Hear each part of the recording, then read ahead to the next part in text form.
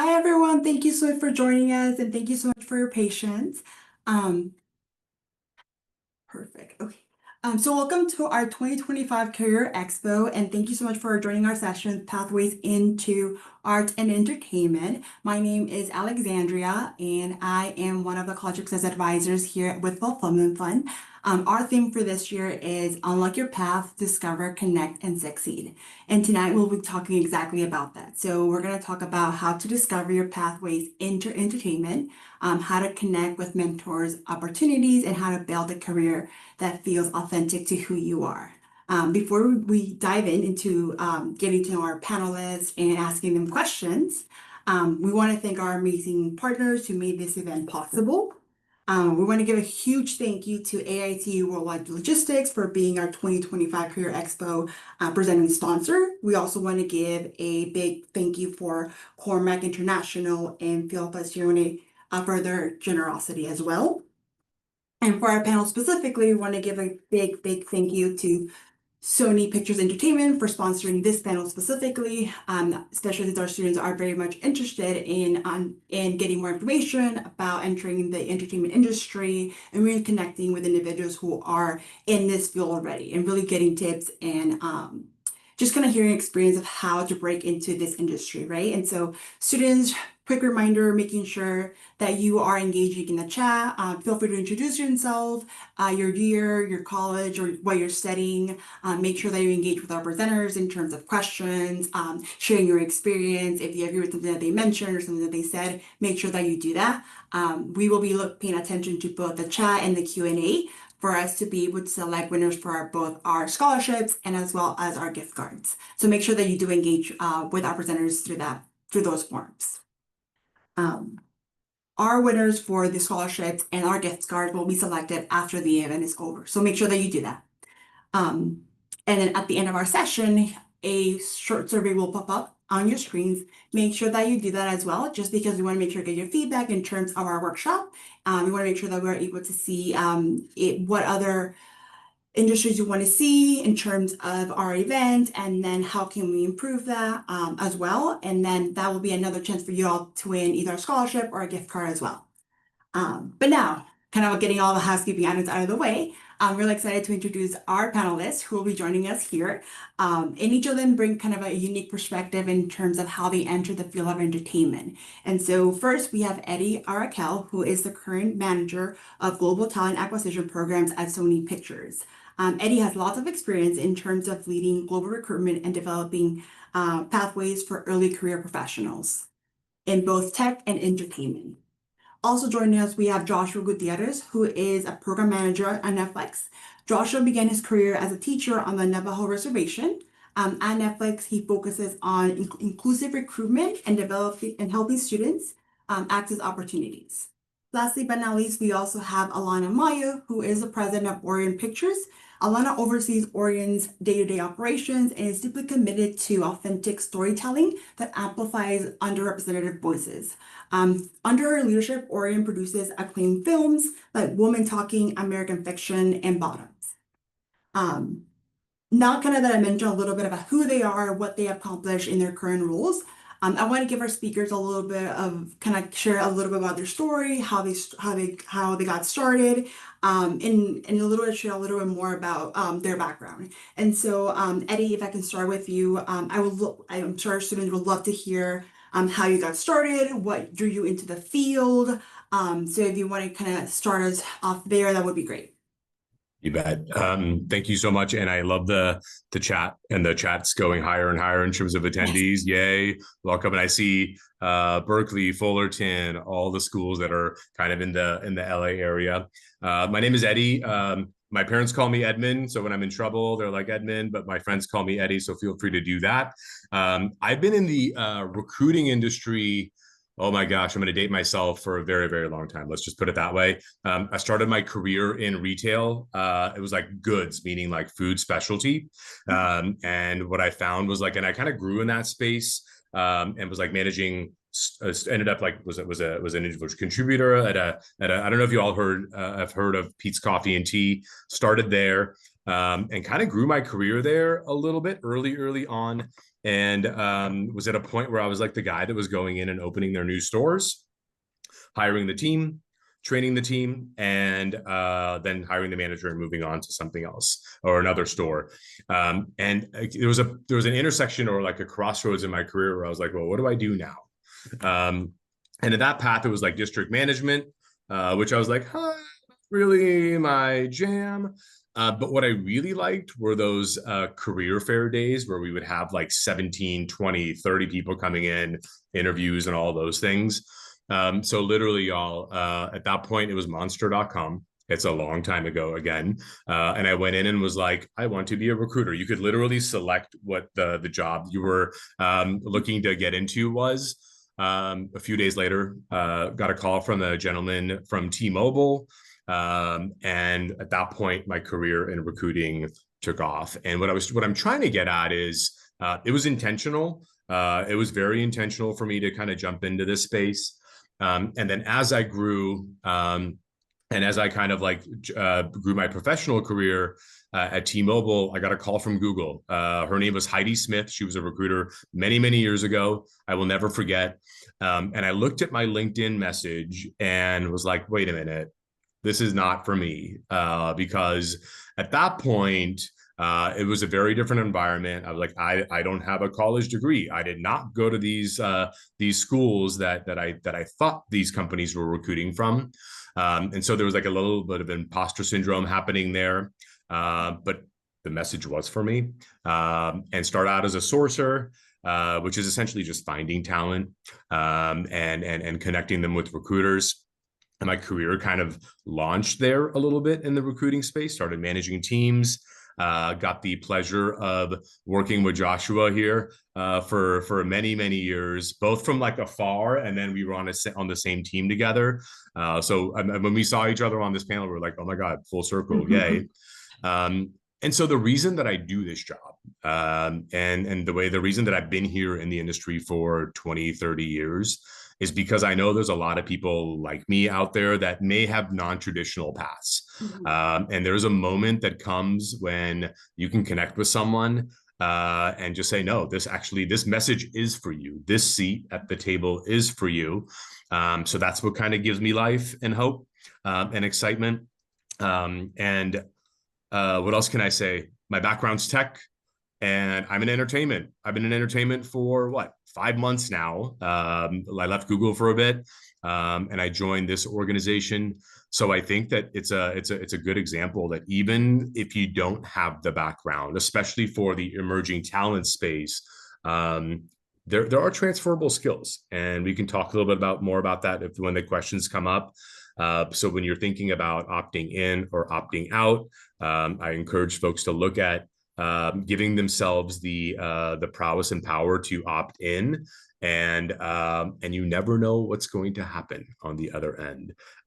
What you know is not going to happen is if you opt out. So I'll leave you all with that, and pass it over to whoever's next.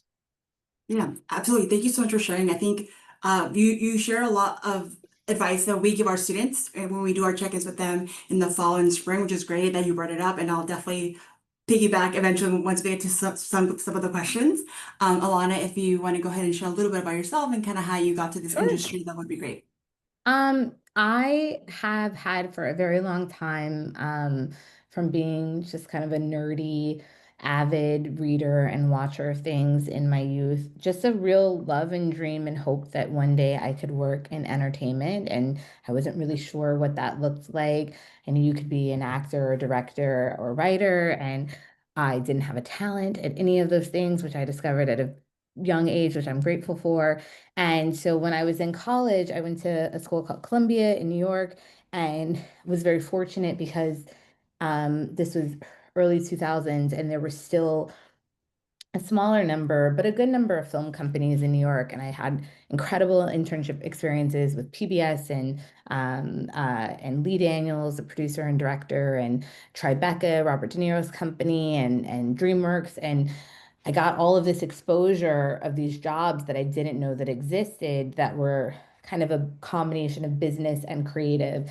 And I started to think I think that's actually what I'm good at. I'm not the person who can write the thing or come up with the idea, but I really love working with those people. And so I thankfully, by the time I graduated, had a pretty clear idea that I wanted to do something in the world of producing or being a creative executive. And I got incredible advice that I will forever be grateful for.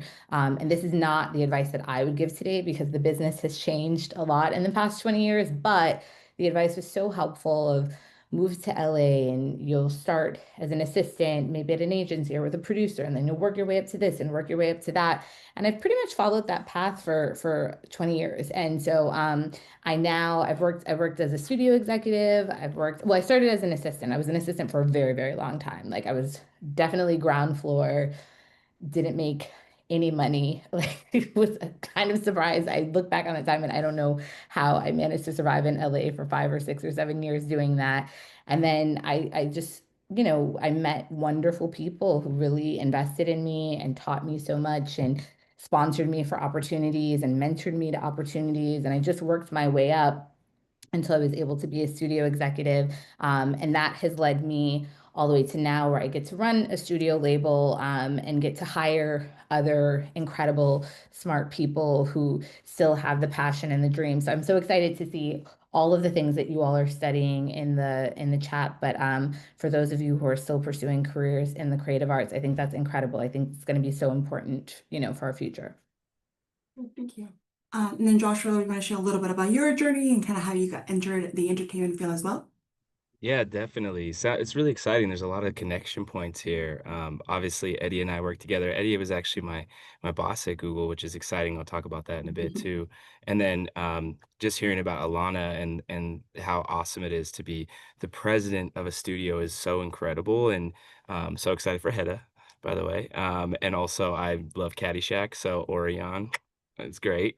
Um, but so just so quick background on myself. My name is Joshua Gutierrez. I like to say I was born, raised, and miseducated in the dirt. So I'm from Barstow, California, rural California, on the way to Las Vegas in the high desert, if anybody's out there. I went to school at Cal State University San Bernardino, graduated in 2009. I was a teacher for several years, as was alluded to earlier. I taught middle school science on the Navajo Reservation. And that's really where I got my connection point to my passion, which was equity in education. So I started recruiting for a nonprofit after I was done teaching. Decided to switch paths. And as some of you talked about in the chat, and as Eddie and Alana talked about, these transitions, these pivots in our career, that was a big pivot for me because I went from teaching to recruiting. And to be honest, I did it mostly because I needed a job. I was teaching and they told me I needed to pay for more credentials. And I'm like, where am I going to go next? And so one of the big things I always tell people in my journey is, I just kind of said yes to certain opportunities as they arose. And that really transformed, but I think it was mostly yes to my values. So when I heard I could recruit for a nonprofit, I was like, well, great, that's impact. That's something I care a lot about. Let me go recruit over here. So I moved to Boston, was recruiting there for a few years, and then Google called, and I started recruiting for Google in 2013. I ended up during my time at Google was mostly focused on tech. Joined a university programs team. Eventually started an HSI outreach team, and then worked with Eddie, where we were working on some university program outreach there at Google as well.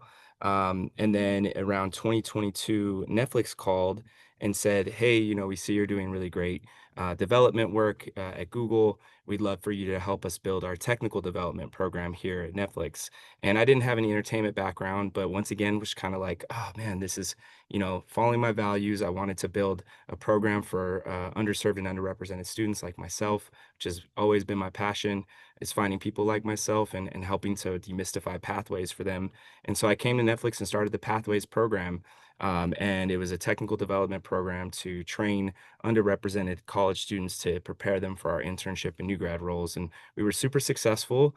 In 2024 in the fall, decided to switch again, going back to the pivot, and the inclusion recruitment team here at Netflix called. And I ended up joining the inclusion recruitment team to join Netflix Animation Studios. So I've been at Netflix Animation Studios now for about 6 months. And it's been my first real introduction to the entertainment side of this whole industry. And I'm fallen deeply in love. Like animation is incredible. It's an incredibly inclusive place. It's a space where we can really make an impact, and I think I'm feeling that here, working on all these amazing movies that are impacting so many people. And yeah, I'm just excited to be on this call with you all to help try and demystify what it looks like working in an animation studio, what it looks like working in entertainment, and try to give you all as much access to what we do in these studios, so that you all can see that not only do we hope that you'll come here, we need your perspectives. And I think that's what all three of us are on this call for, is because we know that the journey you all are on is going to lead to some really incredible places. And the more that we can make it easier for you, the better. Definitely. Thank you all so much for sharing. I think you all kind of hit similar themes around that. Everyone has a different journey, but it's really your curiosity and your persistence to really be open to taking on something that maybe you hadn't thought about before, right? And it could open a different door for you that maybe you hadn't considered. And it could open to something else that maybe you hadn't even thought about, but it could connect to your values or something that you're really interested in, but you just hadn't thought about before. So that's something that we definitely always mention to our students, but oftentimes they think that there's one career goal that I need to reach, and I can't not deviate from that path with because of family responsibilities or that they have to get to that goal only, right? And there's only one pathway. So thank you so much for sharing that. There's a lot of different ways to get there. And it's okay to take a different path. We're all going to be experiencing things differently, and it's okay to take different doors, and it's okay to experience things differently. So thank you all so much for kind of mentioning a little bit of kind of hitting at different points of that. I do have a couple questions, but before I kind of get to those questions, students, don't forget, make sure that if you have questions, make sure that you use the Q&A. We want to make sure that that the panelists are able to get to those questions as well. So for my first question, to start things off, many of our students are still kind of exploring the specific field within the industry, right? And so what advice would you give to someone who knows that they're passionate about either storytelling or the industry overall, but are not quite sure in which direction they kind of want to go into? And so Joshua, I see you nodding your head, so I'm going to start with you, if that's okay. Yeah, no problem. I actually was like, man, I really want to hear from, I mean, Alana, I feel like is going to have a lot of really good advice here too, because I think she's had such a wealth of experience in the entertainment industry. But I think what I've noticed and what I've seen be really helpful, especially when you're thinking about like, okay, this is an industry I care about. But it's really hard to get that access and to see, especially when you start to get into the depths of roles that exist in the production environment. There's so many different types of roles. There's production assistants, coordinators, there's directors, there's producers, there's line producers. And I feel like when you start to dig into those things, especially from someone like myself, who I deeply love entertainment and I deeply love animation, like it's my favorite form of entertainment.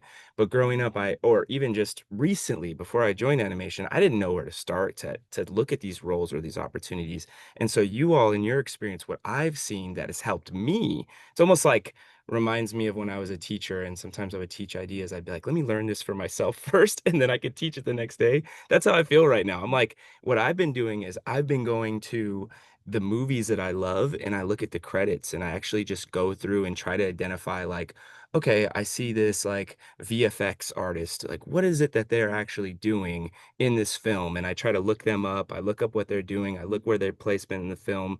And then I started to realize, I'm like, if I go to their website, I can actually find sometimes they have their emails, sometimes they have their LinkedIn.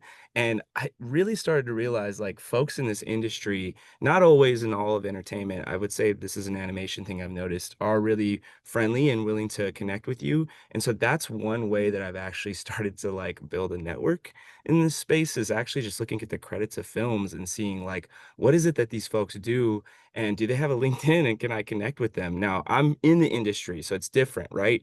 But from your all perspectives, it's like, what is the barrier to entry to finding more about these roles? A lot of times the folks in these spaces and these roles might have a little bit of trouble being able to like connect with you because we don't have a ton of time. Like we're all really busy on these production environments. But if you're like, hey, I just saw that you worked on this film. It's so amazing. Do you have 5 minutes to chat with me? Like sometimes that little bit of space makes it a little easier, a little bit of barrier to entry, make it a little simpler. But that's one thing I've noticed a lot since I've joined the industry, especially on the entertainment side. That's been helpful. Thank you. Alana, do you want to go? No, I can jump in. I think I think that's super smart. And I will say I get probably once every couple of months an email from somebody. It's my favorite email to get that's not asking for anything, that isn't, saying, oh, do you have a job opening? But it's just, I've been paying attention or looking at what you all are doing, or I admired this film, or I was curious about this decision, or how did that happen? And I always respond to those. I always make time for those emails and those reach out because they're actually surprisingly also few and far between. I think so many of us are afraid to make that kind of cold outreach. And when I was first trying to just truly get a job, just get somebody to pay me to do this on any level for anything, I would go to the library and I would go to every job boards posting I could find. And I definitely was on monster.com, which was still being used at the time. And I was like entertainmentcareers.net, like all of these places. Sometimes Craigslist would post jobs for productions. And I would just blanket out, emails and send my resume to everyone. And I think that is still all really valid, good advice of feel empowered to reach out to people, especially people that you admire, and not be, as you're saying, Gloria, not be afraid to put yourself out there. But I want to say something, that's relevant to you all as young people and students, which is that Hollywood is always going through, and I just say Hollywood is like one version of the entertainment industry, right? Is always going through all sorts of, Eddie, I'm sure this is something you guys are talking about a lot at Sony, all sorts of change and transformation. And the moment right now is really disruptive in a way that, people who are at legacy, Hollywood companies, like weirdly, my company is now Amazon, but it was a legacy company, or Sony, are really trying to figure out our place in the new world order. But what's happened with all of this disruption is that there's so many opportunities above and outside Hollywood. And so what I would say to anyone who's like thinking, how do I just get started and get going, is try to be as expansive with your thinking as possible, because storytelling is just storytelling. And honestly, the storytelling on TikTok is incredibly impressive. And there are people that have figured out how to monetize that to great success. I think that's going to only become more sophisticated. Netflix, when I once had a job where I worked with somebody and they said they remembered Ted Sarandos going around and pitching Netflix and saying, we're going to be the biggest Hollywood distributor in how many years, and people laughing at him and thinking like that's never going to happen. And now look at what Netflix has become. So I just think that it's a weird time in entertainment, especially for film, but this relates to the music industry, sports in certain ways too. But it's also a time where things are shifting in a way that you all frankly understand intuitively so much more than people that have been doing this professionally for 20 years. And I would look at that as a real asset and think about where are the ways in which AI is going to intersect with entertainment and storytelling, and what companies are emerging through that. And that may feel like it's not as aligned with your goals, or it may not feel as close to storytelling, but it's going to get there. We could not have predicted Netflix well, Ted Sarandos could have, but the rest of Hollywood could not have predicted, Netflix would be what Netflix is now 20 years ago. And look at how that happened. So that would be my advice. It's just think of entertainment and storytelling as this big thing, and not just the industry of Hollywood or the music business or the sports industry. Thank you so much for that as well. Eddie, is there anything else that you want to go ahead and add to what has been mentioned or said? I think everyone just said some amazing things. I think that the what I can, and yes, plus yes to everything that Alana and Joshua said. I think there's also, and I'm seeing the chat, like, what am I passionate about? I like photography, I like animation. And to Alana's point earlier around like and Joshua kind of combining the two, the statements or the thoughts together is the values. I think there's jobs and then there's careers. And I think there's, if you can find value, joy, and passion, like what does it align? How does the role align with what you're looking to do? I think that'll differentiate between it being a job. And sometimes you need a job. Let's be real. And that is okay too. Okay. So we're not saying that everyone needs to go out here and get a career, but sometimes you need a job to pay the bills. But if you're also thinking about, okay, what is that as a stepping stone to your career? Not thinking of it as a linear path. And I think, and I'm not saying this is what Alana was saying, but there are ways you can find opportunities or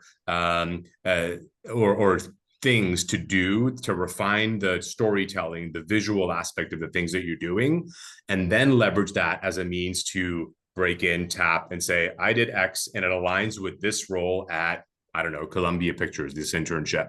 And so not, how do I say this? Not limiting yourself to think that the only path to entertainment is to do something in entertainment. You can do that. You can harness some of the skills and some of the artistic and more creative things that you all are thinking about as stepping stones to step into the entertainment industry.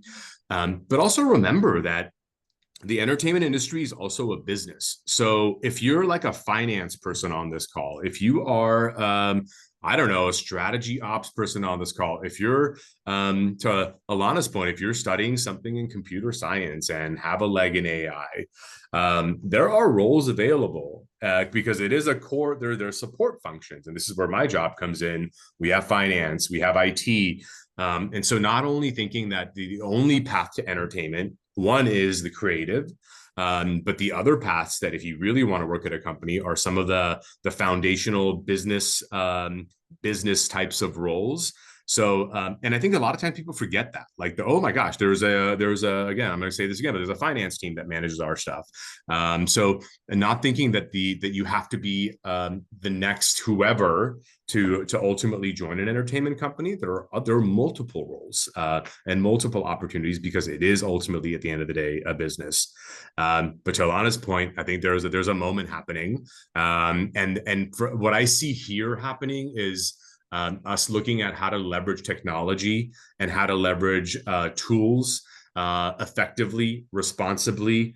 AI is kind of a thing, right? Like, do you use it to read your scripts? Nah, I don't know. There's it's not what we're doing here just yet, but is there a way to leverage the tools out there that are available? And for a lot of you that are like almost like ingrained in your muscles and your minds, like I know that you all are using AI on a daily basis. I know that you all are a lot more advanced and sophisticated in some of the tools that you all are using than I was at your age, and maybe even now. So to summarize, there are multiple paths to get into entertainment. And it's not just someone that's going to write an amazing script, because it is, and that is part of it, but there's also some of the core business roles that you all can consider. So going back to like not opting out, not going on the careers pages because you're like, well, I'm a finance major, nothing there for me. You'd be surprised at what opportunities exist out there for folks. Yeah, definitely. I think you're definitely bringing a really good point, that you can definitely be part of the entertainment industry just in a different setting. I'm sure that some of the entertainment companies hire consulting firms when it comes to doing certain topics and stuff like that. And you can be a science major, but you're hired to consult on a certain topic and stuff like that. So I'm sure there's some way that you can connect through entertainment in a certain way. I want to get to one of the questions that a student asked, and I think what y'all can definitely answer. It was a question asked by Favor. Given how quickly storytelling and platforms are evolving, especially with things like TikTok and streaming, what advice would you give to students trying to enter the entertainment industry and leverage these changes effectively? And we can start with Alana, if that's okay with you. I was going to say, I'll just be brief, and I'm curious what everybody else has to say, but I think first leverage those things, right? So again, you all have, to Eddie's point, you all have an innate understanding of these platforms and these tools and how you and your friends and the people that consume media in a way that those of us that just grew up in a more analog world, we may not understand as intuitively, right? And we learn it for our jobs, and we all have social media and we all have iPhones and these things, but like you all have, generationally speaking, such an advantage given that you've been using these tools for probably, trying to think of how old most of the people are here, probably your entire life, if not, if it's just shy of. So leverage it. And I think, to everyone's points here, there's so many jobs that you don't. I was the exact same way. You see the outward facing part of entertainment, you see the entertainers mostly and who's in their immediate orbit, but the business of that has so many other circles around it that all make it work. And I think the other thing that I wanted to say before that I didn't say is I think the most opportunity that exists from entertainment and the reason why I can still, recommend that people pursue this as a professional career is two things. I think one, it still participates in the idea of the American dream because as you heard from the three of us, we all have completely different backgrounds. We all come from completely different places and we all found our way here, right? And I do think that entertainment is still a place where, like you can find your way, especially if you have like something to say and a real passion for it and then a work ethic behind that. I really do think even when the opportunities become more challenged, they're still there. But the other thing is it's an apprenticeship, you know, industry. And while there are a lot of jobs that, they might be jobs that require you to be a lawyer, jobs that require you to come from, an MBA background or something, most, if not all, of the creative jobs or the jobs that even just touch the creative jobs are about spending the time to just learn how to do it. So if you learn production, for example, like if you learn how to make things, and there's dozens of jobs that participate in making things, but if you understand how to make things, you can apply that to any platform. You can be making short form things, you could be making long form things. I met a creator who said to me, Alana, I can make a video of us right now and put it on my platform and get 100,000 views, right? And I'm not suggesting you all become influencers, I promise you. But I was amazed by that. I was like, you've just and he had a whole system behind it and people working with him. So anyway, so that's the other thing is I just think the more you do the thing, especially for the creative jobs, the more that you'll learn and develop an expertise of that. And that ends up becoming really, really valuable, whatever platform you're on. Thank you. One of the questions I think it was mentioned earlier on, in terms of imposter syndrome. So imposter syndrome is something that everyone kind of experiences, and we definitely talk about it when our students are transitioning from high school to college, to ensure that they understand that it's something that they'll experience as they enter in their first year and as they kind of progress through their college experience. And it's something that they struggle in college and even after graduation. So can you tell us about an example when you experienced that in college and in your first roles as you enter the field, and how what was that experience like and how you were able to kind of manage that and how you learned from that experience too? Can I just jump in? I just want to say, yeah, I think imposter syndrome has changed a lot for me over the past few years in the idea of imposter syndrome because I mean, I felt it in every space I've ever been in every time I've ever joined a new job, anytime I started a new career. And I haven't felt imposter syndrome this badly since joining like entertainment industry and animation specifically. I felt it real hard. And I had to really look at why. And when I started like getting down in the depths of it, I'm like, I'm an expert in inclusion. I'm an expert in my field. I've been doing this for 15 years. I know what the hell I'm talking about. Why am I feeling this way? And it was because I was feeling really uncomfortable challenges I had never faced before, working directly with executives, being in these conversations. And I started realizing that it's like imposter syndrome. Like I had to reframe my brain to say, no, I'm not an imposter. Like I belong in these rooms, but I'm just feeling uncomfortable in a new challenge. And I think when I look back to a lot of the times I was facing imposter syndrome, yeah, it was because I was the only person like myself in the room. I was the only Latino. I was the only guy from Barstow. I was the only guy who was a Cal Stater, whatever it might have been. There's all kinds of different like first, all these things that would make me feel like an imposter.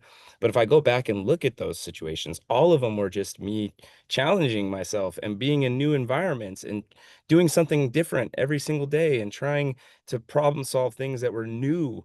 And so it was like those weren't really moments I was an imposter. It was just me doing new things and doing uncomfortable things that were hard. And I look back on it and I was like, yeah, you weren't an imposter ever in those moments. You've never been an imposter. You've always your voice was always needed.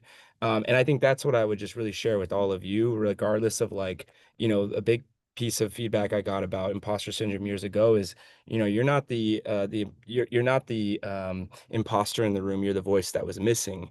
And I think that that is like how I had to reframe my brain to think about these things, even now at 38. So I would, whoever wants to share about like their college experiences, all those things, I think that it's so relatable. I think everybody in this room probably feels that, but I just want to share how I've had to even reframe it for myself at 38 years old. So. Yeah, no, definitely. And I think thank you for sharing that. I think it's definitely powerful. And I think at every stage of our lives, the way that we think about it kind of changes. And it all depends really on the situations and the experience that you're going towards, right? And I'm sure our students are at every year that they grow, that they learn something new about themselves. And as they gain experience and mentorships and learn new skills about themselves, they definitely grow and think about it differently as well. But I definitely agree with you. It's definitely powerful in how you're thinking about it and how it's not that you're not supposed to be there. It's just it's the new experience, right? That you're not like sure what to expect that makes it uncomfortable. So thank you for that. Alana, Eddie, anything y'all want to share in terms of your experience with that?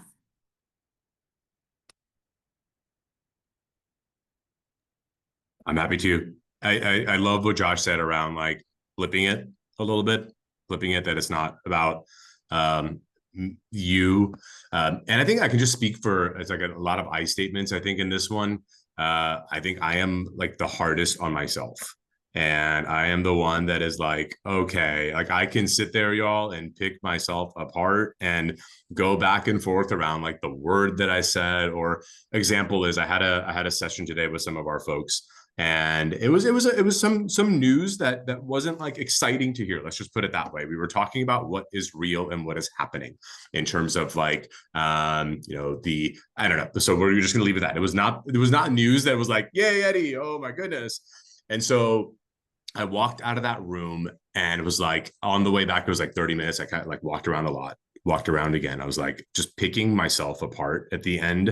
And I had to take a moment and just say, okay, like listen, this is a situation and you were delivering news that wasn't ideal or that not the most popular news. And so give yourself the grace to understand that like, or to recognize that it's it's the situation, not about you. And so I don't know if this is like necessarily imposter syndrome, but maybe it is. I felt like an imposter walking out of there a little bit around like initially thinking like, oh, I shouldn't have done that. That wasn't the right thing to do. But I knew that it was because it was the honest truth and it was delivered in a way that was packaged directly, but with kindness. And so it's just like the picking of yourself apart. And I wonder, and sometimes I do reflect of when I have had that moment where this voice is like, you don't belong. And then this one is here. And this is just me speaking. How much of that was me actually, kind of like doing that to myself and was there anyone in the room? And there's going to be some instances that actually does happen, y'all. Let's not like polish that one too much, but I wonder in my career, how many times it's actually been others versus me and like putting that pressure on myself, whatever reasons that may be, like first gen, not even first gen. I wasn't even born in this country. So like my family moved a couple of times. So like you've always had to adapt. So that's kind of the thing. And I don't know if that's going to quell anyone right now with the voice being big here and like this one saying you're great, but recognizing like when it's you putting that on yourself, because we're really hard on ourselves, y'all. When you're trying to go to sleep and you're like running in your mind like, oh, could have done this differently. This didn't go so well. I think that kind of helps creep it. Do I have a solution? I don't know. I'm probably going to go home tonight and think about this. So I don't know, but I'm going to remind myself like I did this. Part of that is me, and like give yourself the grace and it's some of it is self and some of it, let's be real, is external. But learning to recognize when am I creating that story for myself that's making this voice feel really loud and this one like suck, whatever you want to call it. So that's kind of where my head's at with imposter syndrome today. If I can just add one quick thing, because I think we're at time and everything that Eddie, you and Joshua said resonates so deeply on so many levels. But President Obama said something recently that actually helped me as much as all of the like self-reflection and like awareness that I've tried to build over the years which is he said, you know, he's been in a lot of big rooms with a lot of important people at the top, and he's realized the people at the top ain't all that. And I was like, that was so practically freeing of like, you know, I think part of where the imposter syndrome comes from is that you assume that you go to interview for a job, or you're in a room, or you feel like you're in a room with all these smart, important people, and that you must not be able to contribute as much. And honestly, my experience has been the same on a nice human level. It's like we're all human and everybody's fallible, but also actually you're not as far off from these people as you think. You know, you're all incredibly smart. You're all incredibly talented. You've worked so hard. You've already done so much in your young lives. And as you progress in your career, you're going to do more and more and more. And so I think recognizing that it's like, it's not like you're looking up at these people that are infallible, and that it's like, to Joshua's room, like your voice is as important and matters and helpful to them, right? And in the context of business, they're extracting from you your ideas and your experience for their own commercial benefit. Like they're not, you know, you shouldn't be that intimidated. I'll leave it at that. Yeah, no, I think you all shared really great advice. And thank you so much for being so honest and transparent with your experience. And I'm sure our students loved it. And I wish we had more and more time, because I'm sure y'all have tons of stories and advice to share with them as well. But that is the end. And I wish we had more to get more questions. But thank you all so much for being here. Students, again, they very much had a lot of questions that I'm sure they appreciated hearing from your experiences and your journey. But again, thank you so much. I learned all from y'all. Thank you all so much for sharing all your advice and your experience. Students, make sure that at the end of the session, you go ahead and complete the survey. And again, thank you so much for our sponsors for being able to sponsor our panel today and our Career Expo as well. I think that's the end of our session today. Thank you, everybody. Have a great night. Thank you all so much. Bye. Take care. Take care.